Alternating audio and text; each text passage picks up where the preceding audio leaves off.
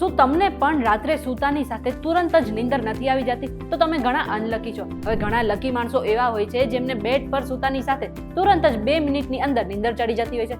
પરંતુ ઘણા અનલકી લોકો એવા હોય છે જેઓ રાત્રે 2-3 વાગ્યા સુધી પડખા ફેરવતા રહે છે અને આ જ ચક્કરમાં તેઓનો મગજ જે છે કંઈક વિચારે ચડી જતો હોય છે અથવા તો તેઓ મોબાઈલમાં રીલ સ્ક્રોલ કરતા હોય છે. આ સિવાય મૂવીઝ અને સિરીઝ પણ જોવા લાગતા હોય છે અને આ જ ચક્કરમાં તેમની જે રાતની નીંદર છે એ વધુ ને વધુ બગડતી જાય છે અને સવારે જ્યારે કામ પર પહોંચે છે ત્યારે વધારે ને વધારે તેઓને નીંદર આવે છે.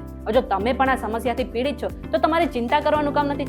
રાત્રે સૂતા પહેલા તમારે તમારી જે 5 આદતો છે એને બદલી નાખવાની છે. જો તમે આવું કરશો તો તમને રાત્રે બેડ પર સૂતાની સાથે તુરંત જ નીંદર ચડી જશે. હવે કઈ છે આદતો એ જાણવા માટે આ વિડીયો આખો જોઈ લેજો.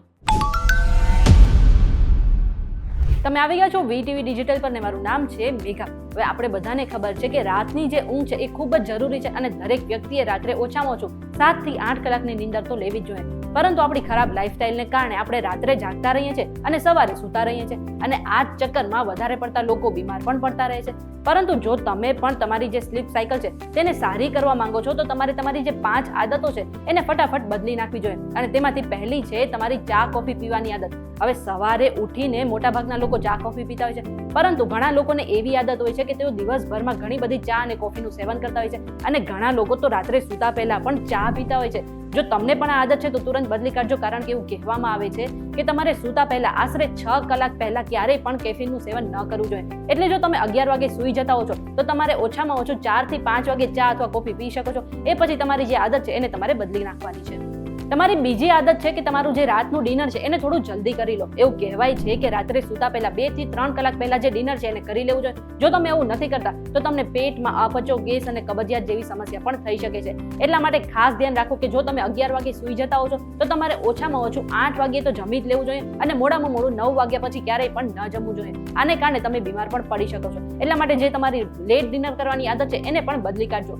ત્રીજી આદત છે કે તમારો જે સ્ક્રીન ટાઈમ છે એટલે કે મોબાઈલ અને ટીવી અને સિરિયલ જોવાનો જેટલો પણ ટાઈમ છે એ બધાને ઓછો કરી નાખો. એવું કહેવાય છે કે મોબાઈલમાંથી જે બ્લુ લાઇટ નીકળે છે તેના કારણે તમારા આંખને સૌથી વધારે નુકસાન પહોંચે છે અને આ જ કારણે તમને રાત્રે નીંદરમાં પણ વાંધો આવી શકે છે. એટલા માટે ખાસ ધ્યાન રાખો કે સૂતા પહેલા આશરે 1 કલાક પહેલા તો તમારે મોબાઈલ અને ટીવી જોવાનું છોડી દેવું જોઈએ. આવું કરશો તો તમારી જે નીંદર છે એ વધારે સારી રહેશે અને તમે બીમાર પણ નહીં પડો.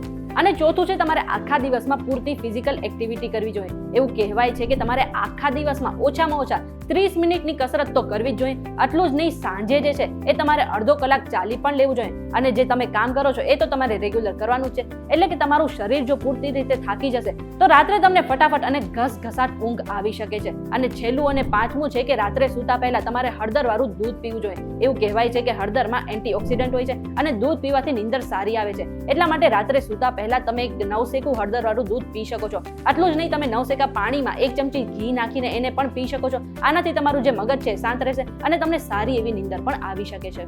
આ સિવાય ઊંઘ લાવવા માટે તમે આયુર્વેદિક ઉપાય પણ અજમાવી શકો છો. આ ઉપાય અજમાવવા માટે 1 કપ દૂધમાં ચપટી હળદર નાખો અને 1 ચપટી જાયફળ પાવડર ઉમેરીને તેને ઉકાળો. આમ કરવાથી તમારું જે મન છે એ શાંત રહેશે અને વ્યક્તિને યોગ્ય ઊંઘ પણ આવશે અને તમારું જે મન છે એ પણ આરામ અનુભવશે. આ સિવાય ખાસ ધ્યાન રાખો કે રાત્રે તમારે પૂરતી ઊંઘ લેવી છે તો આખા દિવસમાં તમારે ક્યારેય પણ ન સૂવું જોઈએ. હા, તમે બપોરના સમયમાં 10 થી લઈને અડધી કલાક સુધીનો આરામ કરી શકો છો. અને આ સિવાય રાત્રે તમારે ખાસ કરીને સ્ટ્રેસ અને ચિંતાનું જેટલું પણ લેવલ છે એ બધાને ઓછું કરી નાખવું જોઈએ, કારણ કે સ્ટ્રેસ અને ચિંતાને કારણે પણ તમને રાત્રે સૂવામાં તકલીફ પડી શકે છે. હવે આ બધી જ માહિતી અમે રિસર્ચ દ્વારા એકઠી કરી છે અને કોઈ પણ સ્વાસ્થ્ય સંબંધિત સલાહ માટે તમારે ડોક્ટરની સલાહ ચોક્કસથી લેવી જોઈએ. આ વિડીયો તમને કેવો લાગ્યો કમેન્ટ કરીને જરૂરથી જણાવી દેજો અને આવા જ વિડીયોઝ જોવા માટે અમારી ચેનલ સાથે જોડાયેલા રહેજો.